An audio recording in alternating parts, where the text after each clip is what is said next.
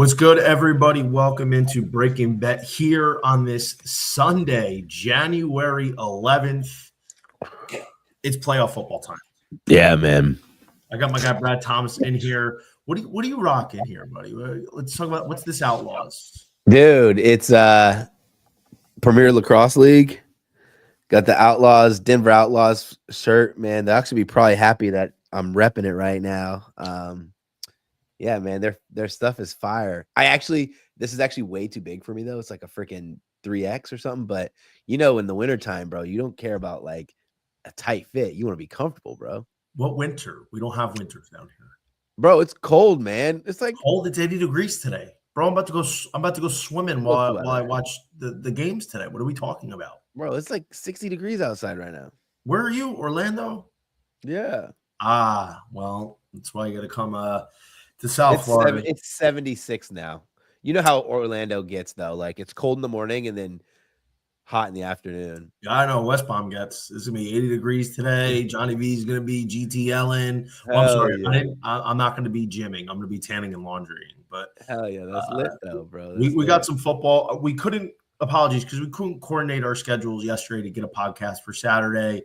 But and this is after the fact, but I did give out some picks on my Discord yesterday. I had Panthers plus 10.5, and I had Bears money line. So really, let's recap some of these games. Yeah. Heading into it, Brad. Reason I like the Panthers, and you were actually out that weekend that the Rams went to the Panthers during the regular season. I have my guy Sia on here. Sia, yeah. Shout out to Sia, great handicapper. So we both liked the Rams, and it was a very similar situation. It was like 10.5, then like 2 hours before game time, late money came in on the Panthers, knocked it down to 9.5. And I'm like, I don't know. That's interesting. Sharp money late is usually dangerous to bet against. So I had the same sort of thing. Like the Rams have been playing very sloppy this year, especially on travel games. Yep. We've seen them lose outright to Atlanta as a 7.5-point favorite. We saw them lose outright to Carolina as a 9.5, 10-point favorite. And they blew the game to Philadelphia. Like it's been a little shaky. And look, not that necessarily I thought Carolina is a good team, but they've definitely made great improvements. They have guys that can keep them in the game, especially if Bryce Young plays, halfway decent. Yeah. And I just felt like that was a big number. And I felt like there's going to be a repeat of the regular season where some late sharp action came in, and ultimately Carolina hung in there.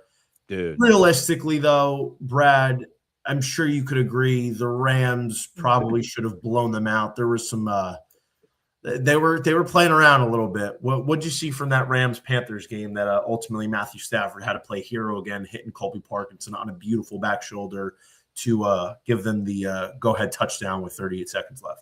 For a Rams team that gets so much pressure on the quarterback, they actually freaking stink, man. That team is not going to beat Seattle. I just feel like they mismanaged the game so much. Like watching them play, it's just mismanagement after mismanagement. You have to kick the field goal there, because if you kick the field goal there, you extend your lead and you make them sit in the locker room with like, hey, we have no momentum. How are we gonna get this together? Instead, you let them get momentum, go into the locker room, and it changes the entire trajectory of the game for your squad. But also, like, they're not good on the back end, right? Bryce Young pieces them apart. I didn't think right. Listen, they were a 10-point favorite. So I think there was a lot of thought process going on, like knowing they were going to play the NFC South winner and probably having really good confidence, whether it was Tampa or Carolina, that they were going to win the game. I don't think that their game plan should have been so focused or heavily focused on Devontae Adams without letting him come in and play a little. Letting him come in and play a little. When was that? The game before, right? You're telling a guy, I don't care who it is, coming off an injury that just doesn't play the week before your playoff game, that you're going to feature them a ton. It just doesn't work. What happened? Drops, right? He looked slow. He looked like he was a step slow. That game was just mismanaged. Yeah, Tay, that game was just mismanaged from start to finish. And I think the Rams are kind of lucky to get out of there, right? But also, like, laying 10 on the road in the playoffs, I don't care who you're playing. Travel cross country. spot, man. The truth is this, in my opinion, the Rams probably should have blew them out, but look, Puka Nacua had one of the most odd drops that I think we'll ever see. Dude, really A odd. guy that's made some insane circus catches right before half. If you missed it, or if you saw it, you know what I'm talking about. Matthew Stafford threw a dot right to Puka, who had a step. I think it was a step on J.C. Horn, if I'm not mistaken. Had a dot. It would have been a touchdown for the Rams going up, before the half. Yeah. And Puka just flat out dropped it. Like that ball went right through his hands. It would have been a touchdown. It was bad. Brad, if I'm not mistaken, the Rams would have been up 21. What would they have been up? I don't remember. It was, let me go check. Yeah, go check. I'm just I tailed somebody on Rams first half. And so that whole freaking thing had me really ticked off. They were, okay, so the Rams were up.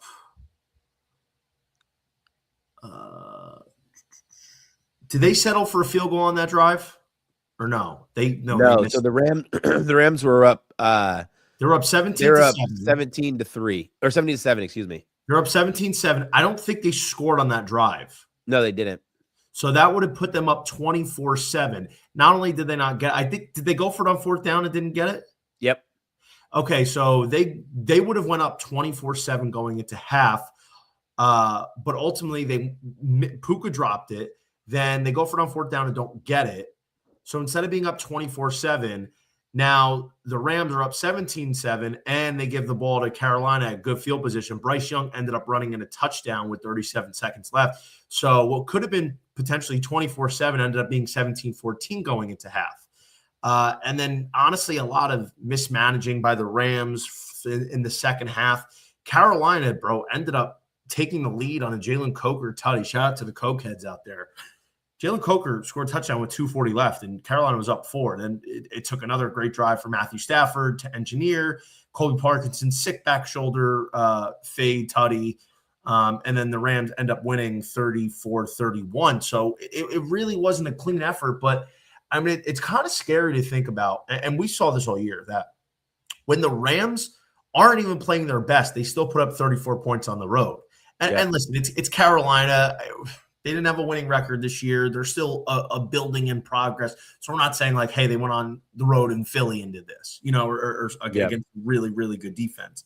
But still, nonetheless, I mean, I find it bizarre, as a side note, that like people are calling out Matthew Stafford because he threw a pick, and like, Puka broke up an interception. That was a big one from Puka that he broke up a pick. But like Matthew Stafford still goes on the road in a playoff game, goes 300, 3 tutties. One of those touchdowns didn't count, or I'm sorry, he had 3 touchdowns. Puka drop touchdown would have been 4, and then Puka's second touchdown was a rush. Ended up getting called a rush. I mean, whether that's the correct call or not, I think it technically is, because I looked at it bit by bit. It looked like Stafford let the ball go at the 7 and Puka caught it at the 8. But still, I mean, ultimately Stafford played a great game. He had 1 pick, and he should have probably had another pick, but he engineers game-winning drive, and people are like, "Oh, this is your MVP." I'm like, buddy, like, what are we doing here? And we're like, "Oh, well, you have Puka." Like, bro, nobody knew who the fuck Puka was before his rookie year. Sean McVay came out, was like, "Yo, draft Puka in fantasy," and he was right. But people were acting like Puka was this first-round pick, like top 10, was destined to be a stud. And like, there's the same thing with Cooper Kupp, who was a virtual wide receiver 2 at best before Stafford shows up. People are calling out Stafford like he shouldn't be the MVP. Like, first of all, a playoff game has anything to do with what happened in the regular season. Makes no sense. Nevertheless, Rams advance. It was definitely dicey. Now with Green Bay losing, which we'll get to in a second, they're going to go to Seattle for if the 49ers win, they're going to go to Seattle. But if the 49ers lose, then the Rams are going to go to Seattle for the 3 match. So the Rams, despite the fact that they do not look good, they still advance another week. Yep. That's all it's about at the end of the day, right? Surviving. That was a tough catch. Let's not act like Jimmy. Let's not act like Horn had a ball go right through his hands up here. He was running this way and had to like reach back. I mean, was it a ball he should have caught? Yes. That's not an easy catch. So Rams advance. Brad, we got to talk about that game last night. I'm going to tell you what I did. Oh, I'm going to tell you what I did. So I liked, and again, so I had Panthers plus 10 or 10.5, and then I had Chicago money line because Chicago, I think, was the favorite. And then late this week, it flipped to Green Bay favorite status. Yeah. Listen, I didn't agree. I don't love either of these teams, but I just couldn't bet Green Bay based off what I saw from them to end the season. So many injuries. They just have no continuity in their team. Losing Micah Parsons. Their defense really, to me, isn't that great. Their offense, like I like Jordan Love, and he played a great game. So I'm not putting this on Jordan Love, even though he really didn't do that much in the second half. But I mean, you're up basically 3 scores. That I'm not putting that on Jordan Love. You scored 27 points on the road in a playoff game. You should win that game. So Jordan Love had a great game. I'm not blaming him on that. But Green Bay blows it again. So Chicago, and Brad, we've talked about this many times. You know why I took Chicago yesterday? Why? Interdivision home dog, brother. Yep. That has been a cash cow. That's hit a lot, not just this year, but more times than not in recent years, from what I've been keeping track of. That game so the Bears have to rely on more heroics on a game that they shouldn't have won. Come back and beat the Packers. Thoughts on the Bears? Thoughts on their chances the rest of the way? What'd you see? What are you feeling on Chicago? First of all, that game was insane. They were when they were down. What was it? 28-3 or whatever. No, they were down 21-3. 21-3. They were plus 1,000 on the money line. But their live spread was plus. I saw 1,500. I saw 15 to 1. Wow. And I didn't see it on the books. I only saw what people had online. Because I'm going to tell you. I was actually at a. I was at it was 11.5. I saw 11.5 at one point, and I didn't track it the entire game, so it could have been bigger. It just felt like they were going to at least make it a game, which was crazy. And then when that second half started, you were like, they're doing everything in their power not to get back in this game. But LaFleur is such a stupid coach, bro. Like, first of all, once the momentum has already shifted, it's going to be a tight game. It's going to be a tight game. Why are you blowing timeouts that you're going to need later? Second of all, dude, run some clock off, man. Run some clock off. Like, I get that you have full faith in your quarterback, but you got to burn this clock as low as little as much as possible, right? Yeah. The Bears are, I don't know. Ben Johnson made some really bad decisions early, but he stood by them. But I thought the creativity that he brings to any team is just like, it's out of this world. And you see like the Detroit Lions, they struggled, but there was one play specifically that I wanted to like highlight was that the touchdown play, right? You think as a head coach that the Bears are going to run some clock because they don't want to give you the ball back after they kick the field goal. So they set up that screen look, and it was a fake bubble to who was the wide receiver out there, Luther Burden, fake bubble to Burden, and then have more go out. It was like bubble fade, right? I think it was the route concept. How like, and it seems so like simple for us to say that, but like, how smart was that? Because you, as a head coach, your initial thought is they're going to play something underneath a screen, something in the flats, or run the ball to milk some clock, and then you throw that fake bubble fade, right? Like that was a Madden play. Not that it was like crazy, but the idea of like timing, execution. Ben Johnson just brings that to the Bears, right? Like they always have these late game heroics, but I think he's just a damn good coach. And man, shout out to them. Poor Packers, but whatever. I think the Bears deserve that win. They played really good football at the end of the game is where it matters, right? They also played the middle 8 pretty well too, which I thought was could have been better, but win the middle 8s. You play well at the end of the game, you're going to win the game.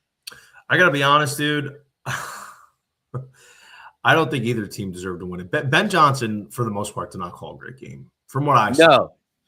I'll put it to you this way. The Bears had several drives they stalled out in the red zone. Dude. They were moving, and they were just shitting all over themselves. Bad play calls, bad execution in the red zone. But my favorite was in the second half, in the third quarter. It might have been the Bears' first drive out of the half. I don't remember. But what I do remember is it's 1st and 10 or 2nd and 10.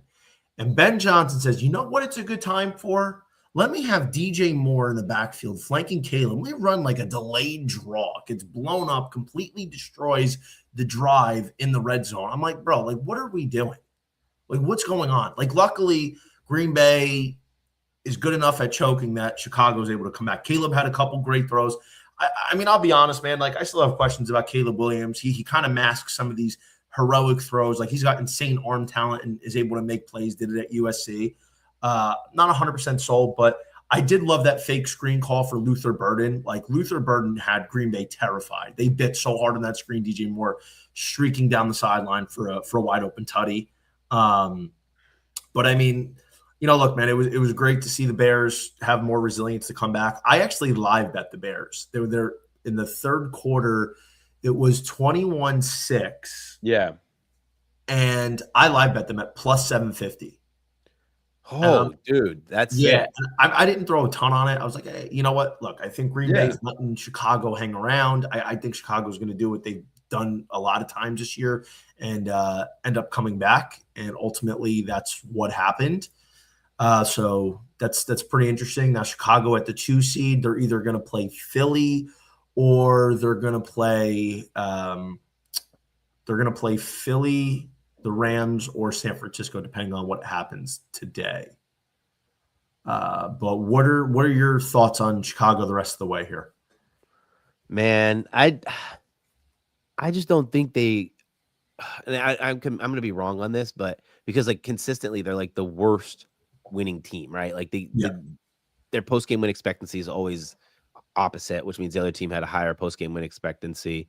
Their execution, their advanced analytics are terrible. They keep winning. I just don't think they can beat any of the remaining teams in the NFC. Mm-hmm. That's my biggest problem with them. Mm-hmm. Mm-hmm. Yeah. Look, man, I agree. I think honestly, the team that I'd be afraid of if they win today is going to be Philly, because the way it shakes out, it's like this, right? Say the Philly wins. Philly's the 3 seed. They'd play the 2 seed automatically, which means they're going to go to Chicago. They got bullied by Chicago the first time. I don't think that happens again. And then that means the Rams go to Seattle. Regardless of who wins that game, I think even though they've been playing just aesthetically unpleasing football, I still think Philly's dangerous, man, at plus 750. I think if Philly wins today, they have a really good shot to get back to the Super Bowl. Yeah. I look, I think ultimately it's Rams Eagles, but the Rams have played sloppy too. And the Rams would have to travel cross country. And I know the Rams should have beaten them. They blew the game and they had the kick, but it's a different team now compared to what we saw earlier this year. I mean, that's my 2 cents on it. But nevertheless, man, let's get to our Sunday slate. It's a triple loaded slate with 1, 4, and 8 o'clock. First up, Bills at the Jags. Jags are a minus 1.5 point favorite. Brad, this is a really good game. I'm very interested to get your thoughts because I'm going to lay it out. I think Jacksonville's roster top to bottom is definitely better than Buffalo's. Yeah. No question. But it's the X factor of Josh Allen. Josh Allen, man, overcomes so many of these Bills' shortcomings. Like, what is your thought here on this game today?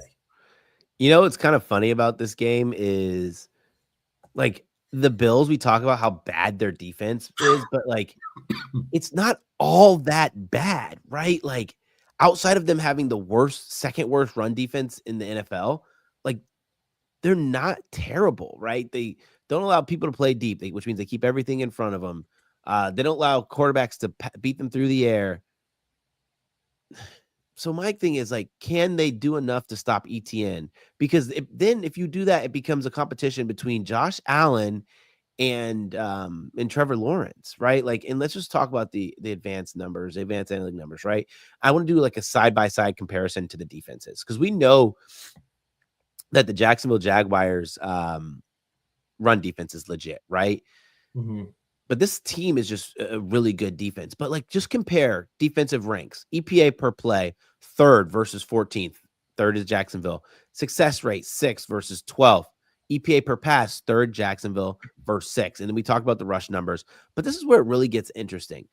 The Jacksonville Jaguars are 26th in explosive play rate on defense. Bills aren't great either. Bills allow a lot of explosive play. They're 19th. But third down conversions, both these teams allow teams to convert on third down a really high clip. 40.37% for the Jags and 41% for the Bills. What that tells me is there's windows for this Bills team to just hang around, and then you say, if this is a game late in the game, if this is close, who do you trust more to get the job done? And I think that makes the Bills dangerous. But I think the Jaguars win this game. I think they're a better team top to bottom. After all that I've said, it's just really hard if you can't defend at a high level on the road in the playoffs. I like the Jags. I think I bet them at, I want to say I bet them at +2. Let me just pull it up here. I bet them at, I can't remember what I bet them at. Dang it. I think I bet them at +2. I gave that out on my podcast, Tuesday Morning Forecast. It's on Spotify for anybody who wants to listen. But I just feel like a home game, the home record for teams in the NFL is freaking insane. And we had a home team who I didn't think was the better team win the game yesterday in the Bears. But I'm going to pull this number up for you here because I think this is something that we should talk about. In the last 4 years, right? So this is the expanded wild card scenario. Home teams, 19-5. This is not including yesterday's data. 19-5 straight up. 17-7 against the spread. Go Jacksonville, man. What do you think?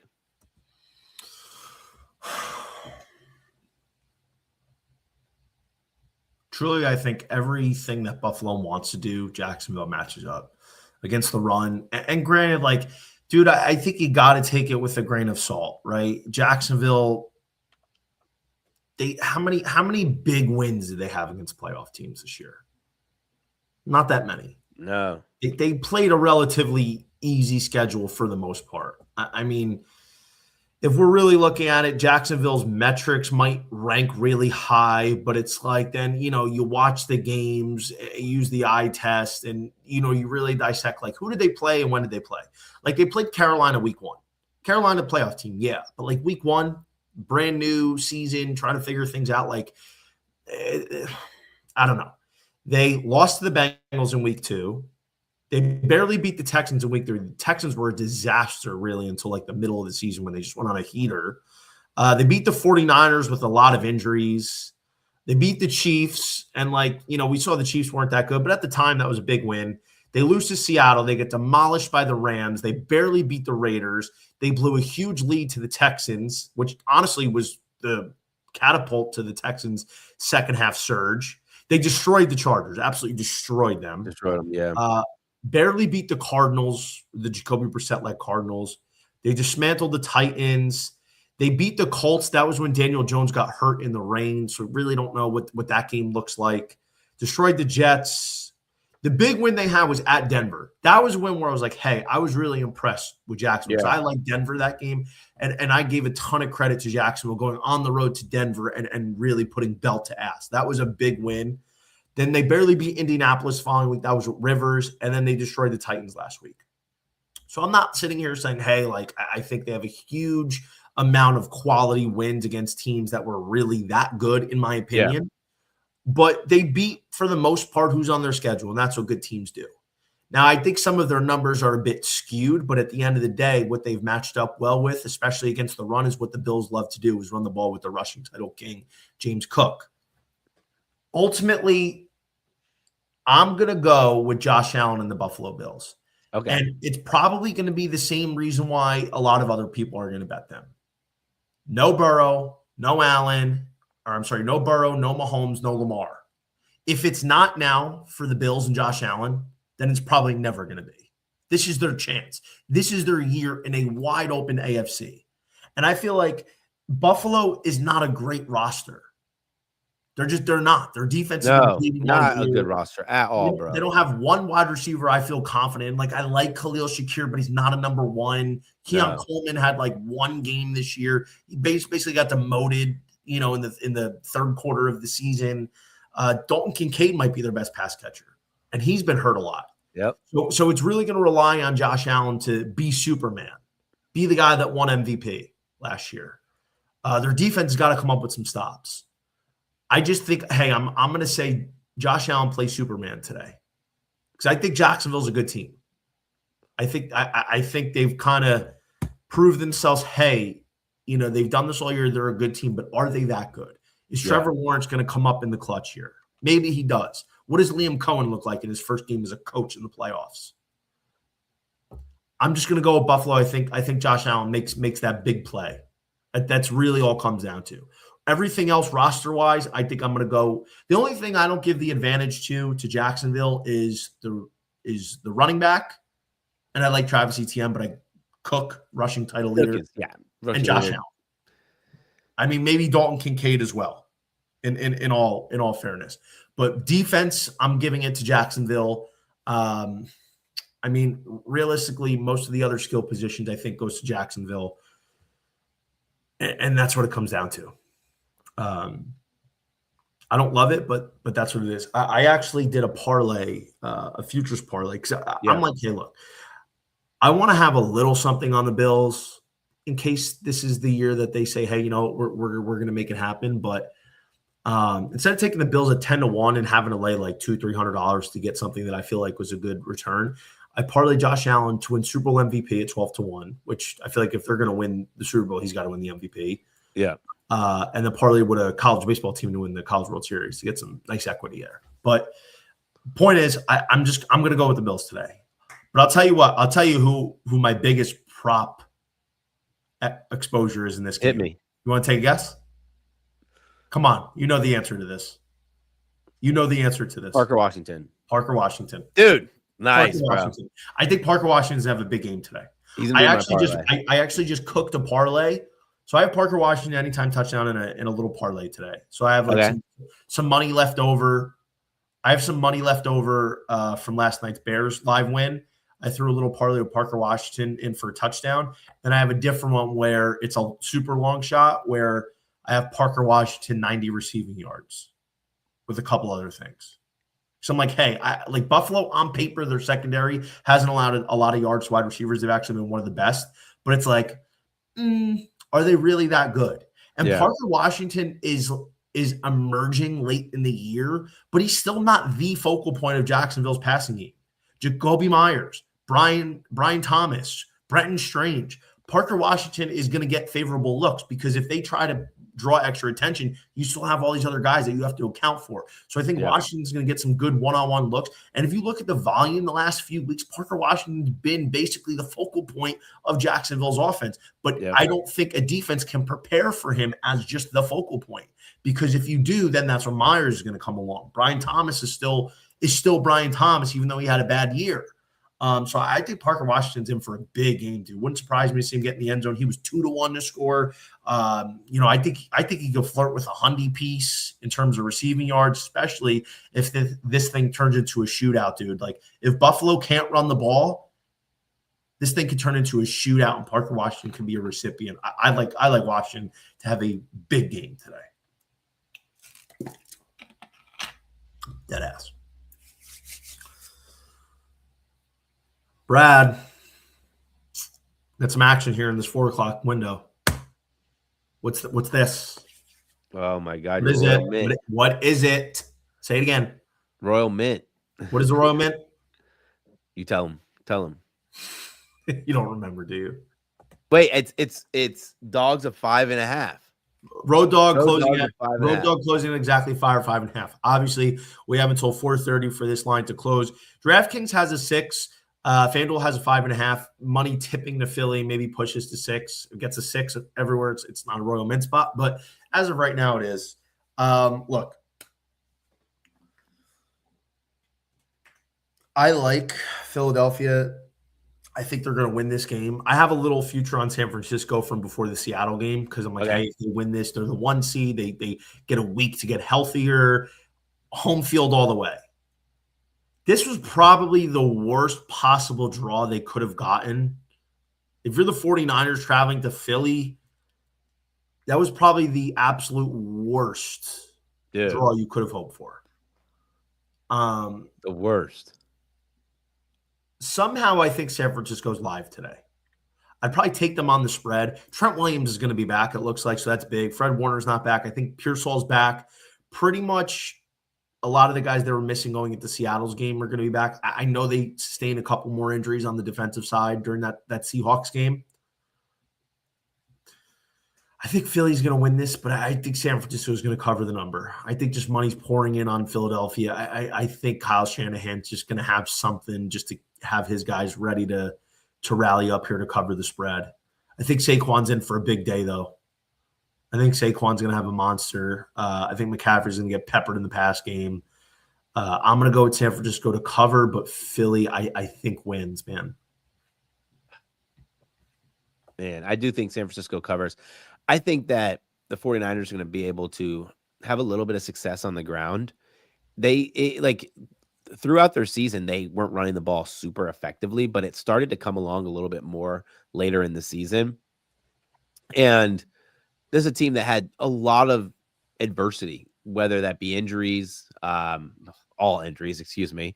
And for them to challenge for winning the division is like remarkable. But defensively, this is not the 49ers team that we know and love.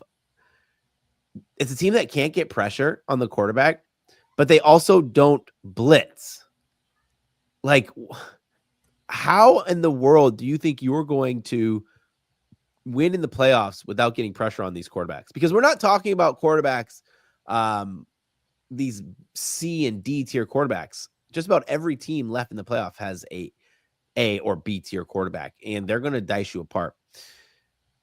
And their defensive numbers reflect it, right? Anytime the quarterbacks have time to sit in the pocket, your numbers are going to struggle. It's a team that's 24th in defensive EPA per play, but the really scary numbers is success rate.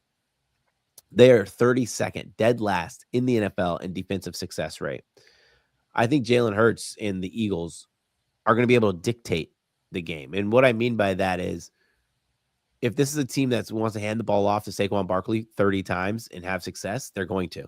If they're going to want to feed A.J. Brown and have success, they're going to. Yep. And that's scary for the 49ers. So I like the Eagles to win. I just have a hard time laying the big number of 5.5.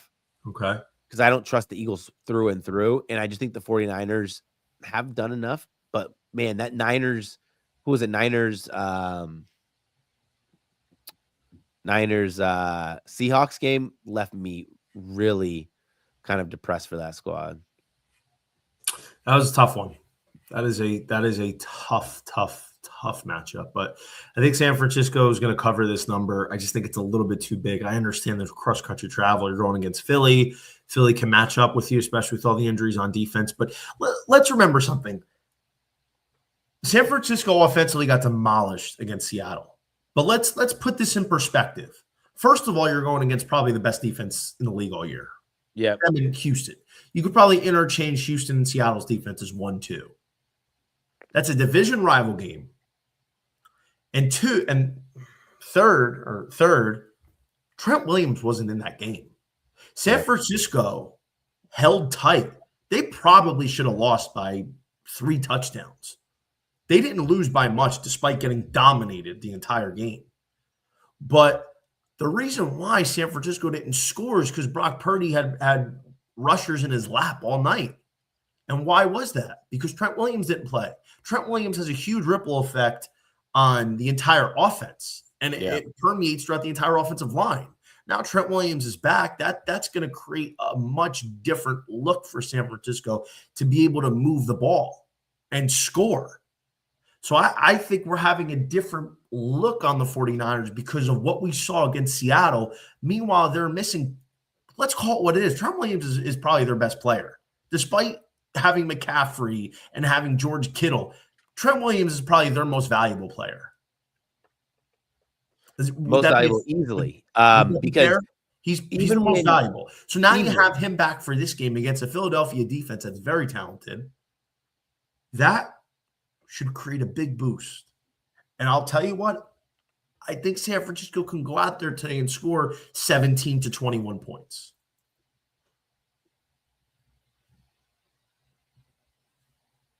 Do you disagree? No, I don't. That's what I'm saying. I mean, look, man, I think this is a very interesting game. So, I mean, I think San Francisco is going to be able to. San Francisco is going to be able to get it done, man. I really do. I really think that they're going to, or at least let me apologize. Let me say, I think they're going to be able to cover. So we'll see. Any other props in this game, Brad? No, I didn't bet any props for today's slate. Just not a big prop guy. I love props, but like I just feel like these lines are so sharp, and I was so late to the window, man. Like if I'm this late, it's just like, what am I doing? You know? Okay. Well, hey, I mean that's. I don't know, man. I think I understand, but I just think there's some solid stuff today. There's some good props. Like I liked Saquon Barkley. I gave it out earlier this week. Longest rush, 17.5. I think that was solid. I know he hasn't had a ton of explosive runs this year in terms of like what he had last year. And the longest rush has been a little bit lighter lately, but San Francisco's defense is bleeding like that. I think Barkley's probably going to get 20 carries today. And I'm sure one of them is going to pop for a 20-yard gain.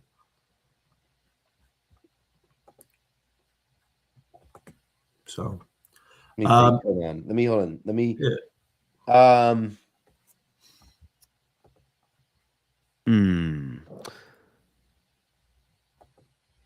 What about Brock Purdy rushing yards?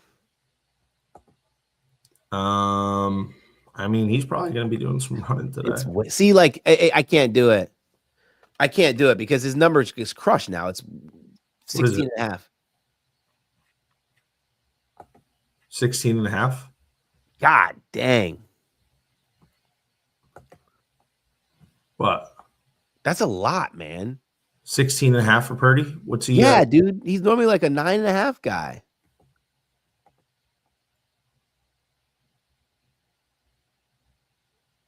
Like what? I don't know, man. Take his under then. No. It's not one of those. I think he's a run high. I think the Eagles are like top 5 in in scramble rate for quarterbacks, which is pretty high. So 16.5. I'm gonna pass. Pass? Yeah, I'm gonna pass. I think this could be a game Devontae Smith gets loose. I have him in that parlay of Parker Washington. I think this is a game where Devontae Smith can have a big one. Just kind of putting that out there. Interesting, to say the least. All right, what about the Chargers Pats, Brad? 3.5 New England, home favorite. Chargers traveling cross country. I mean, they've looked it's a little uninspiring trying to bet the Chargers. You think the Pats are going to take care of business at home, laying the 3 and a hook? Yeah, I think they are. I'm not a big fan of the Chargers, man. I just don't think they're that good. The Patriots are an interesting team because everyone says they haven't played anybody, right?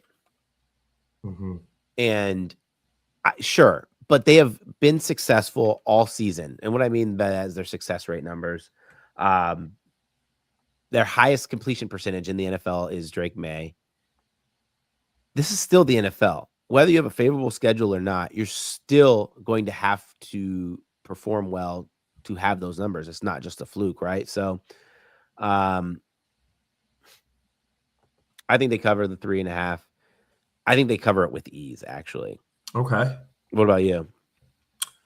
I'm going to go with New England, to be honest. I know it's 3 and a hook, and people get a little intimidated with the 3 and a hook. But let's call it what it is, man. I mean, I just haven't seen enough from the Chargers in the last couple months to be like, yeah, this is that team that's gearing up. They had a shot to hang with Denver for the division title, and obviously would have changed a lot. But then they fall all the way to the 7 seed. Look, man, they're talented, but they just haven't proved it to me where like, hey, I want to bet the Chargers in the playoffs. I don't think I bet the Chargers in the playoffs since 2022 when I had them preseason at like 25-1. That was the year they went to Jacksonville, had like a 25-point lead and blew it, or 25-3 lead and blew it. And I understand the coaching is different, but I haven't been able to get over that. I mean, you look at what happened, right? The game that really melted them down was the Texans. They lost at home to the Texans 20-16. And I understand the Texans have a good defense and their offense has been playing better. But come on, man. That's a huge game. That's a game you have to win. That's huge for seeding. That changed the entire seeding conversation because if you're the Chargers and you win that game, now you have a shot. A couple things go your way. Because if they win that game, then they're not sitting Herbert against the Broncos the next week. So now you have a legitimate shot to be the 5 seed. Now the 5 seed goes to the 4 seed, which is Pittsburgh. I'd much rather go to Pittsburgh than go to New England. Yeah. I mean, the Chargers are a talented team, but they just never seem to get over that hump. Now you have to travel from Los Angeles to Foxborough, Massachusetts. That's a long fucking flight. And New England's defense has been great this year. They've been able to hold down the run. So I don't know how much room Kamani Vidal or Omarion Hampton's going to get today. Herbert's going to have to be great. I think Hampton's banged up. Yeah. I mean, Herbert's going to have to be great today. The Chargers defense is going to have to be great. I think there's and we talked about this so much this year. I think realistically speaking, there is taking what New England's done this year with a grain of salt. They're a good team, but I personally don't think they're that good. I think the AFC is very. You think they're just lucky because they had an easy schedule? I'm not saying lucky. It's because they've been a good team. Vrabel's a great head coach. Drake May's had an awesome MVP caliber year, but I don't think they're that talented to this level of New England's in the running for top 3 best team in the NFL this year. I think if they played a first place schedule, then we're probably having a conversation about New England maybe trying to get in as a 7 or a 6 seed. Yeah. Not being the 2 seed. They only beat one team that was in the playoffs this year, if I'm not mistaken. They beat one team with a winning record. I mean, they play their game very well, but, how well does it work against better teams? And listen, I think they have the advantage today. And I know, everyone's going to – if New England wins today, everyone's going to be like, well, see, New England can do it against playoff teams. Yeah, fine. I'm not saying the New England Patriots aren't good. I just don't know if they're that good to the level that, they've been hyped up to be. I mean, I think New England gets past today. I think they're going to take care of business today. I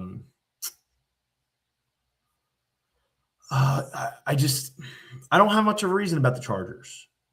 On paper, they are a good team, but they just never seem to deliver. They always seem to find a way to lose, not win. Dude, I don't think they're that good of a team on paper. I mean, you got a lot of talent. You got 3 receivers that I like. You got a tight end that I like. You got 2 running backs that I like, even if one's banged up. You have a quarterback who I think Justin Herbert's a star, man. I really do. But, he hasn't proved that he can consistently do it in the playoffs. Their defense is talented. Jim Harbaugh was at 3 straight NFC Championship games. He's been to a Super Bowl as a coach. Yeah. On paper, what more do you want? Granted, they had some shit luck with injuries on the offensive line this year. Maybe that changes the perception of us for the Chargers this year with Rashawn Slater, Joe Alt. But other than that, what do you want the Chargers to have? aside from the offensive line injuries, well, what are they missing on paper for you to say, hey, their roster is not that good? Like, I think their roster is really good. I think this is one of the best rosters the Chargers have had in a while. What would make them better? Aside from having Alt and Rashawn Slater and all their I guess just the injuries. I guess you're right, right? On paper, they're good. I guess it's the injuries that bother me, right? And you can't help that, right? Yeah, but I mean, like, you got the quarterback you want. You got 3 good receivers. You have a stud tight end. You have a good backfield duo. Even if Hampton's hurt, Hampton's super talented. Let's be honest, bro. Hampton's probably the most talented running back they've had since LT. I know Melvin Gordon had a couple really good years, but was Melvin Gordon more talented than Amari and Hampton coming out? Or was he more talented than Austin Eckler? Austin Eckler was really good. I loved Eckler. He was a fantasy stud for like 4 or 5 straight years. But yeah, Amari and Hampton, I think we could probably agree, is the most talented running back they've drafted since LaDainian Tomlinson. I mean, you're more of a college guy than I am, but off memory, I mean, it's just too early to tell on Hampton. I have really high hopes for him. It's just really too early to tell, right? Like, and their defense is probably one of the best it's been in 10 years. They've had some good defenses in the past. I mean, this is a really good defense. Top every level, they've got big playmakers. My thing is, I don't know what more we can see from the Chargers, like in terms of putting the pieces in place. Again, the offensive line's huge. That's gonna play a factor. That's just, you can't do anything about. You have studs on the offensive line. They just got hurt. But I mean, I haven't seen it from the Chargers. We're like, yeah, like I feel good about them today. Going to New England, travel cross country. Remember last year they went to the Texans. They looked good, and then they just fell apart. Yeah, the Texans put belt to ass. I mean, look, maybe they pull this one off. Maybe they do. But I think New England at home with the travel advantage, they're hot. They're playing with a lot of confidence. They have their formula. They stick to what works, and they do it. And look, I think Jim Harbaugh is a good coach, but I'll be honest, man, I think Mike Vrabel's a better coach. That's really what it comes down to for me. Are you taking the 3.5? Yeah, I'm going to take New England 3.5. I think New England's going to deliver. Yeah, okay. I see the Patriots. That's what I was confused about. I didn't know if you were. No, I'm sorry. I might have went off on a tangent. I apologize. Okay, I was like, okay. No, I'm saying, like, why would I, like, what is it about the Chargers that, like, they have everything, but I still don't believe in them. Like, what more could we want from them? It was my point. Yeah. But I don't know. I see New England winning this game like 24-20. I think it's close. I think Herbert makes some big plays. I just think there's a big mistake made on the Chargers end. New England pulls away late. They win by 4 or 5 points. That's it. I don't know if I'm betting anybody. I mean, I think if we're betting a Chargers player, do you like the weather in this one? Let's talk the weather in this one real quick. Hold on, let me pull this up. Football. Yeah, that's good. I know you're. This one is interesting because it's 33 degrees, 9 miles per hour wind with 20% chance of snow showers. Snow? Yeah. Let's talk matchup advantages here. Brad, by the way, I took Justin Herbert rushing yards like to 50 in that parlay with Parker Washington, Devontae Smith, just like a super long shot. Yeah. But I mean, if you're the Chargers, the area to win in the pass game is with the tight ends. I mean, they're bottom 10 in the league against tight ends. Rondé Gadsden could be a huge mismatch advantage for them if they're going to be able to move the ball. I mean, that's probably the guy that I'm betting on for a Chargers pass catcher to have a good game. Patriots have been top 6 in the league in wide receivers this year. They have given up some touchdowns. That's just been so freaking annoying, though. He has. But, I mean, maybe I'll be honest, I think probably Keenan Allen or Ladd McConkey is the bet to get in the end zone for Chargers wide receivers. I feel like Quentin Johnson's going to see a lot of Christian Gonzalez. And maybe they move him around. I'll be honest, I haven't paid enough attention to know if Christian Gonzalez is going to be shadowing or not. Yeah. But Chargers receivers, I think Ladd and or Keenan is probably a solid bet today. Trey Harris is a sneak play at 5-1, but yeah, that's it. All right, Monday night, Texans at the Steelers, 3 points. Brad, is this a trap game for the Houston Texans? Is Pittsburgh going to pop out here with a dub?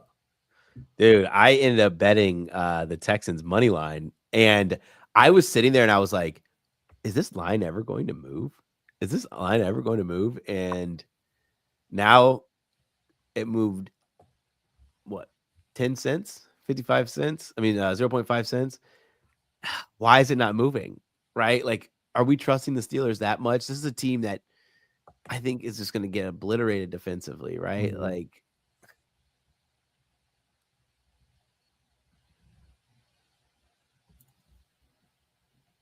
man, What do you think?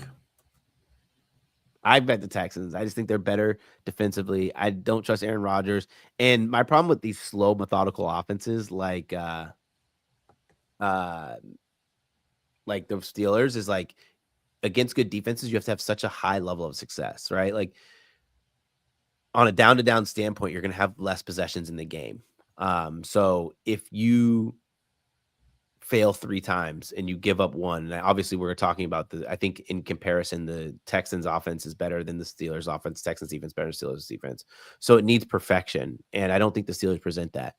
I have a hard time believing that Tomlin is going to just put some wizardry magic and win this game. They needed voodoo to win the last game. It's not coming again. There's no voodoo. Tomlin's going to lose his job or he's going to leave the organization. This is an automatic fade spot, right? Like automatic fade spot. Don't even think twice about it for me.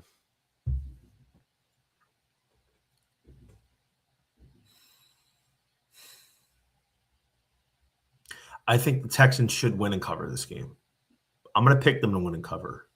But I just know that Pittsburgh is going to pull some bullshit and like hang in there. Just something's going to go weird that they're going to be in this game at the end and have a chance to win it. There's not really any advantage for me to wanting to, for me to pick Pittsburgh. Like, well, what do they have that's such an upgrade over Houston?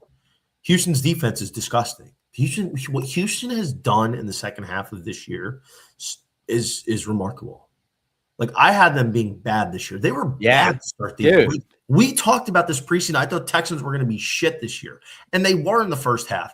And then, bro, that Jacksonville game where they came back just sparked everything. It changed everything. Like, their defense was playing great, but then, like, their offense started matching them halfway. They lost C.J. Stroud, and then I was like, all right, Davis Mills is their quarterback. It's done. They're done.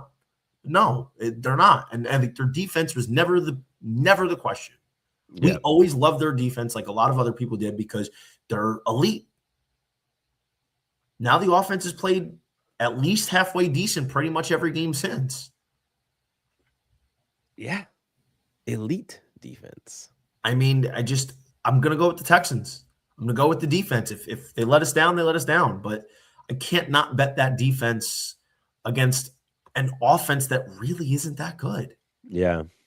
Like, I think Derek Stingley is going to match up really well with DK Metcalf. I think DK Metcalf honestly, if it's majority of Metcalf versus Stingley, I think Metcalf might beat him 3 times. Okay. Like, in other words, Metcalf will have somewhere between like 2 and 4 shots in the game to make an impact play. And if he does not do it, then Steelers have no chance. Because, how are the Steelers going to consistently move the ball? Their best bet on offense is to be able to try somehow and sustain like these 10, 11 play drives, kill like 5 to 7 minutes every time they touch the ball, which is almost an impossibility for them, and just be efficient in the red zone. Like, I don't really see a big way. Like, the Ravens should have won that game, another game that they blew. Like, when Derrick Henry, did he not touch the ball in the last 10 minutes or something? Or am I thinking of the other game? But it doesn't matter. The problem with the Ravens, what they should have done was they shouldn't have been so damn arrogant. Pittsburgh is a hard place to kick. Why the hell would you just take a knee with 12 seconds for a 44-yard field goal like you're 35 or in? Yeah. You run a play. You have a timeout. Yeah. So I'm not. I'm going to go with Houston. I don't love any props in this game, but I think the Texans are going to deliver. All right. That being said, Brad, updated. What's it looking like for your Super Bowl predictions? It looks like so our Bucks Chiefs was cooked weeks ago. Cooked. Super Bowl predictions.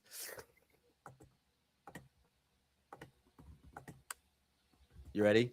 Yep. Patriots, Eagles. Interesting. Start at the NFC. I don't think the Seahawks are going to get in. I don't think the Bears are getting in. No, I don't think the Seahawks are getting in. I don't think the Bears are getting in.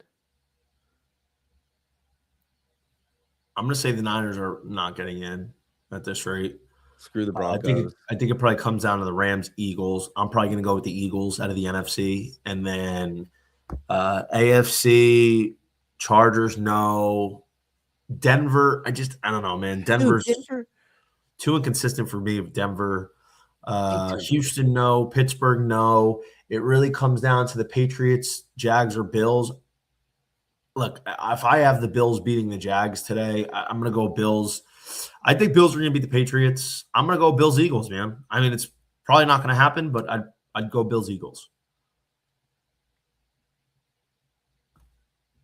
I think it's a tough year because there's nobody that really stands out. You're gonna be so pissed at the Bills, bro, because look, they could lose today, no question. As a consistent Bills backer this season, there have been at least 5 games, even when they've won, where I've been like, "What the hell did I just bet on?"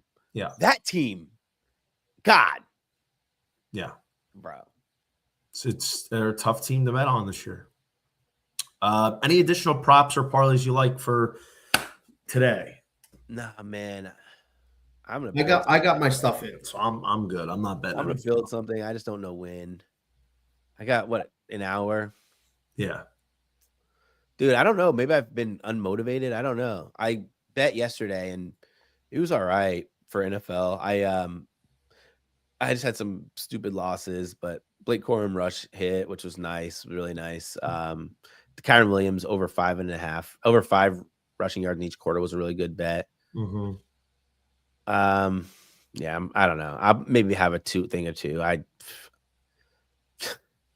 I'm not like, I don't know, man. NFL postseason, maybe it's because I'm just so excited just to watch where I'm like, don't bet as much. Yeah, maybe. So I don't know. This is a tough one to bet because I don't love the matchups. But Brad, anything else you want to touch on? Man, nah, man, this has been fun, dude. It just sucks, right? Like as we get closer and closer, the season's gonna be over, and then we have the off season. For anybody interesting, I do bet the draft. So, I bet the draft heavy. I try to only go off of information, not guesses. So just make sure you follow me on X if you're not, because I will have draft bets, and I live bet the draft too. I don't know if we're gonna have a live bet draft show this year, me and Oaks, but we might. We kill it. We live bet the draft, and it's really fun.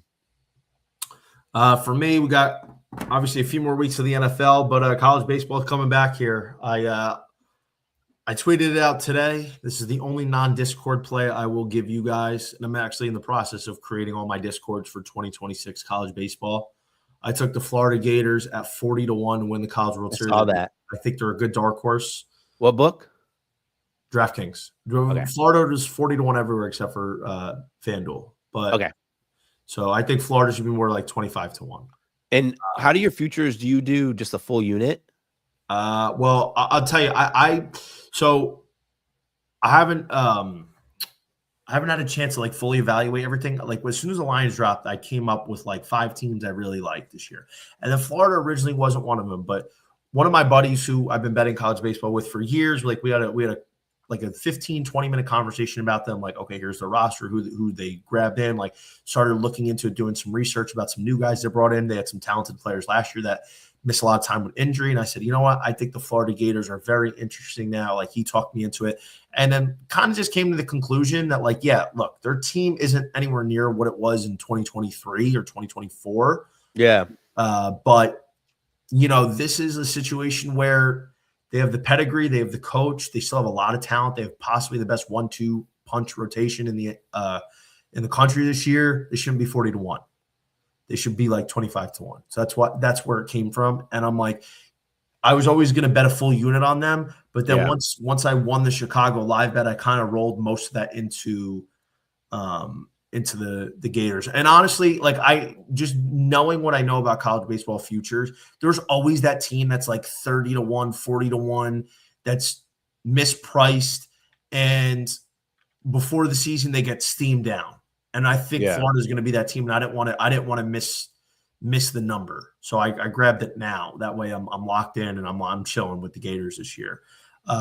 They're not my essential pick to win it all, but they're a team that's in my portfolio that I really like. That if matchups draw and some of their guys that they're expecting to pop, then they're going to be interesting. And I actually, I said I had Josh Allen Super Bowl MVP. Yeah. So I parlayed that Allen MVP with the Gators to win it all. So if Allen does end up winning Super Bowl MVP, then I have a lot of money on the Gators. But it's the only non-Discord pick I'm giving you guys. It's a 40-1 right now. That's going to move pretty quick. Be on the lookout on my Twitter at _JohnnyVTV, of course. I'm going to be this week sending out links to my Discord. It's going to be VIP. I did not raise the price on the VIP package from last year. I did not. It's going to be $200 for the entire season, regular and postseason. It's a good deal, man. Sweet. Cashed almost 35 units last year. I've been up. I mean, if I did the math, I'm well up over 100 units. This is my 5th year, so my first 4 years, well up over 100 units in 4 years. So it's a no-brainer. But in any case, appreciate everybody for locking in with us today. Best of luck this weekend. And we'll see you next week for the divisional round. Brad, gentleman and the scholar you are, my friend. I'll talk to you next week. Peace. Thanks, everybody.